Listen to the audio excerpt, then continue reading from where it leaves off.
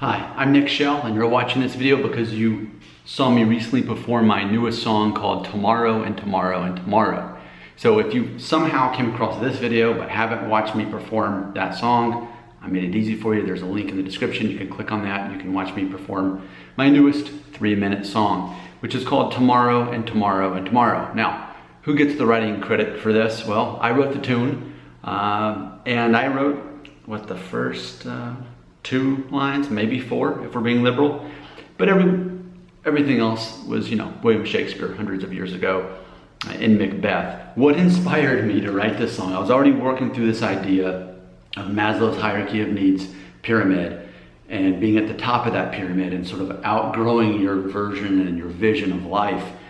And so the thought came to my head, it feels like I'm bumping my head on the ceiling. Where else do I go?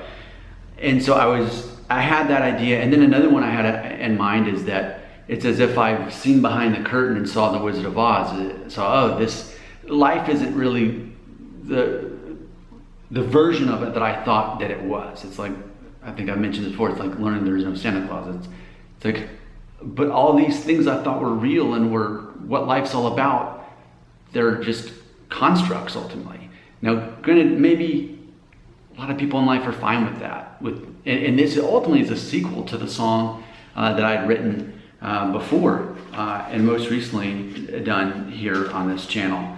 And so I've written this sort of as a sequel, just sort of like the aftermath, the fallout, ultimately, of what this song was. And so the sequel specifically, I feel like I used to be a good person. In the bridge, it says, I'm here to audition for the part of the tortured artist.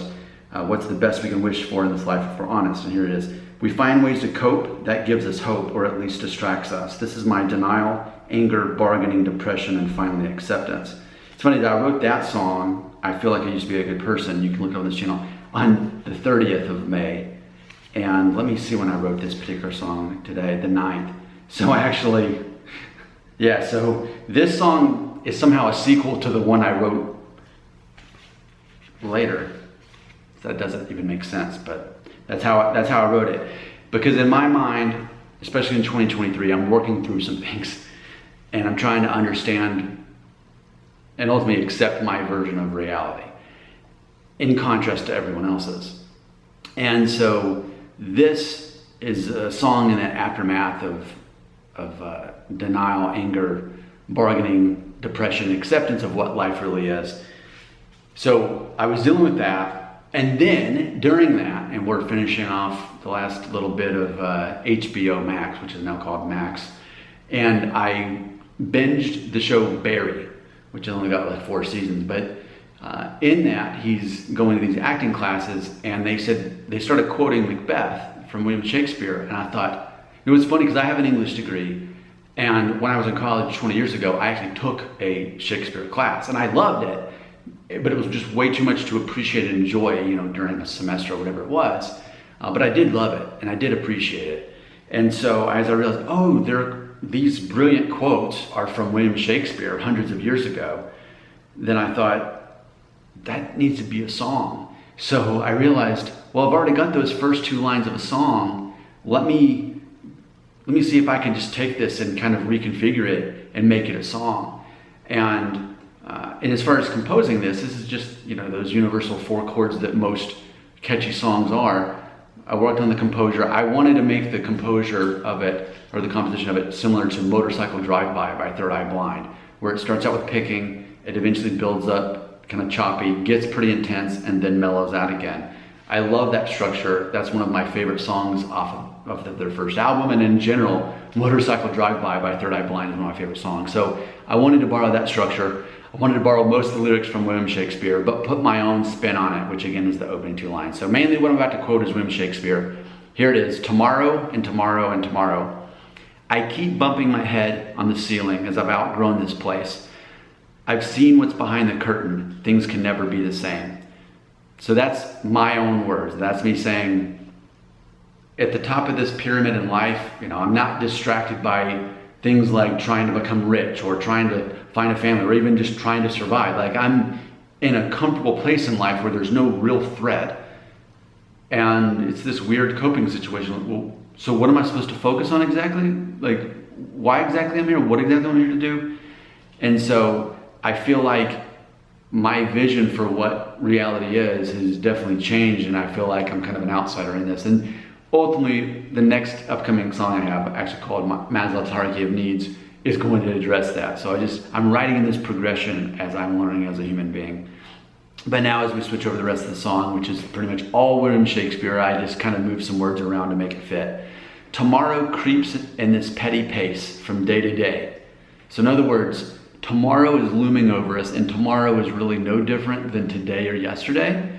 I've never seen the movie Groundhog Day, and that's probably one of the reasons I don't want to watch it, because it's just the same thing every day, and you can make some different decisions along the way, but it's just the same background. It's like a cartoon, and that's ultimately what it is. And it's coming to terms with tomorrow creeps, I like that word, creeps, in this petty, this unimportant pace. It's arbitrary, it doesn't matter, from day to day, every day. I strut, so like with confidence, I'm walking, and I fret, and I worry. So I'm going with confidence, and I worry, which is Enneagram 6 is what I am. I strut and fret my hour upon the stage, because ultimately it's kind of like we're all living our own, play or movie or whatever, and we're the protagonist of this movie or the story of this book. And so I'm walking in confidence, and I'm also worried as I have a limited time on this stage, an hour.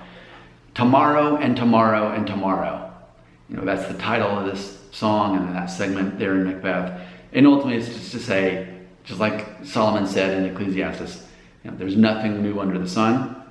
Tomorrow, tomorrow, tomorrow. We could say today, today, today, yesterday, yesterday, yesterday. Yeah, it's just the same. And realizing that's ultimately our fate. Life is but a walking shadow. I love that. In the Bible, it talks about how life is like a mist, a brief mist. William Shakespeare says like a walking shadow. A shadow is not something really tangible. I mean, you can see it, but you can't get it. You can't hold it. You can't stop it. And then it says out, brief candle. So yeah, kind of like the brief mist. It's a flame, it's a light, it's a real thing. And then it just goes away.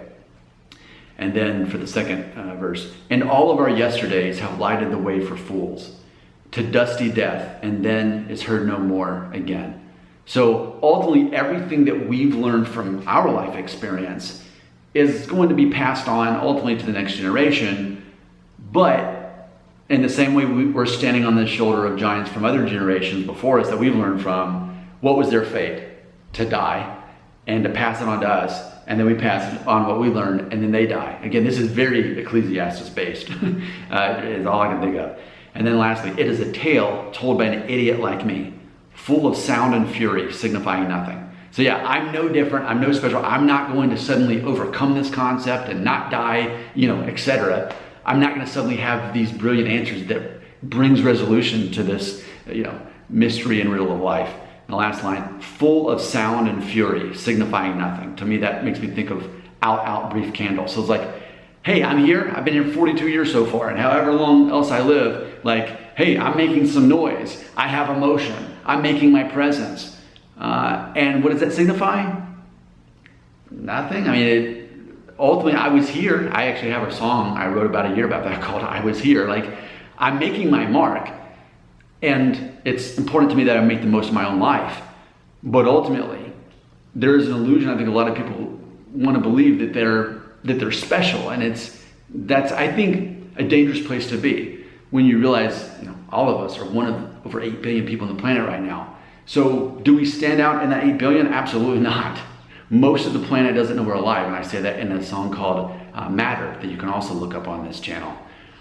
But it's a matter of how do we, provide this sound and fury and significance in our own life for the few people in our own life in contrast to the 8 billion on the planet. So there you go. Very deep stuff. That's where my brain is constantly, all the time. That's my default. But I have to live a real life and job and all that stuff. So, but this is what's always going on in my head. And again, if you're into Enneagram, I'm a counterphobic 6-wing 7. It's all fear-based, and for me as counterphobic, it's about overcoming my fears, including, the unknown about life and the universe and existence. I would love to hear from you. The comments belong right there.